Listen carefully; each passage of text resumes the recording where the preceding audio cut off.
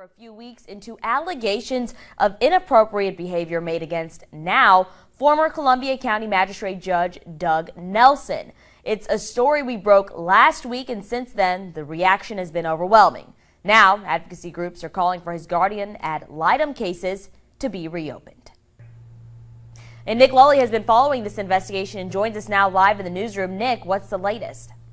Well, Syria, Atlanta-based My Advocate Center is calling for a complete and thorough investigation into Nelson's cases when he was a guardian. Now, the exact specifics of how that will be done, though, yet are unclear. Now, if you missed our report last week, several women in our area came forward accusing Nelson of inappropriate behavior when he worked on their cases. Some even had what they called proof screenshots of text messages where Nelson discussed one woman's attire and told her he, quote-unquote, wanted to touch. After our investigation aired, Nelson resigned, leaving questions for the women involved. Now, My Advocate Center's executive director, Deb Beecham, has been studying cases across the state and says this is a troubling series of events.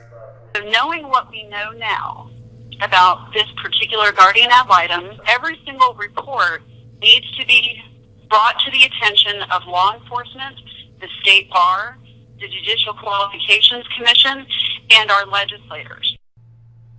And the local sheriff's offices here in our area have said the statute of limitations has run out for the women who have filed police reports. Now, Chief Magistrate Jason Troiano did forward our investigation to the Judicial Qualifications Committee. We left messages for them today, but haven't heard back on their progress on their investigation. Now, I also reached out to Superior Court Judge Daniel Craig to see what some options are for these women. He says in general, and not necessarily specific to these cases, parties involved are able to file an extraordinary motion for a new trial when new evidence that impacts the outcome arises. Doug Nelson himself didn't respond to new requests for comment today. He previously, though, denied all of the allegations. Of course, we'll keep you updated on what happens next. In the newsroom, Nick Lully, WFXG, Fox 54.